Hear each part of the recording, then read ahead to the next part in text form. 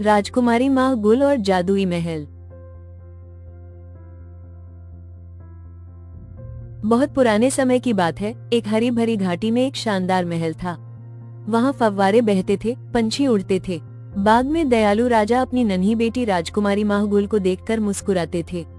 रानी जहरा बड़ी नरमी से बेटी के साथ खेल रही थी और सूरज की सुनहरी रोशनी वातावरण को खुशियों से भर रही थी।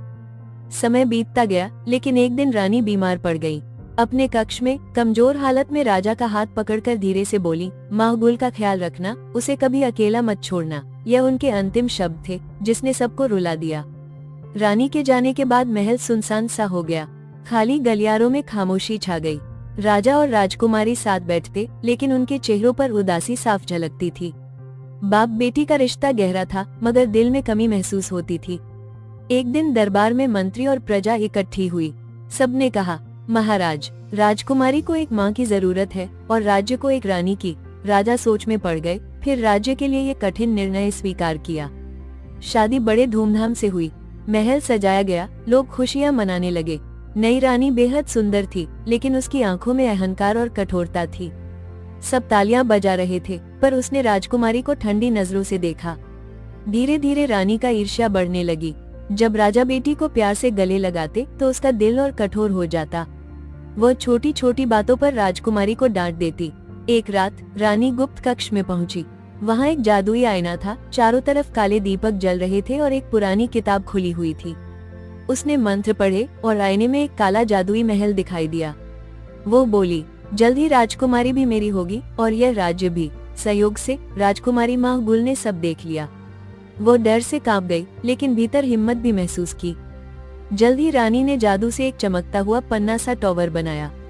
राजा को धोखे से समझाया गया कि यह राजकुमारी की सुरक्षा के लिए है, और फिर माह गुल को उस टॉवर में कैद कर दिया गया।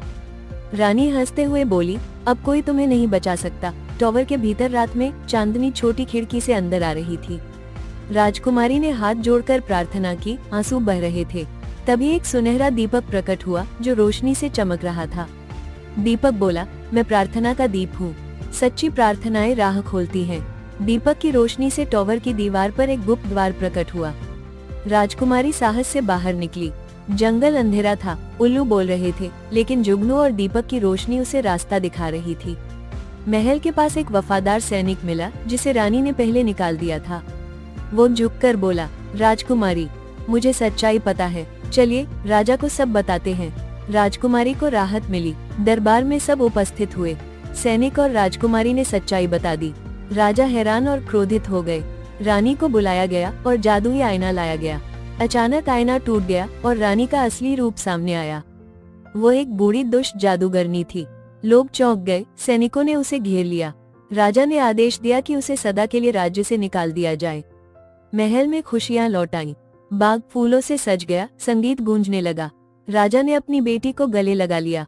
राजकुमारी ने सुनहरा दीप अपने कक्ष में रखा, ताकि हमेशा याद रहे कि असली शक्ति जादू में नहीं बल्कि प्रार्थना, साहस और प्रेम में है।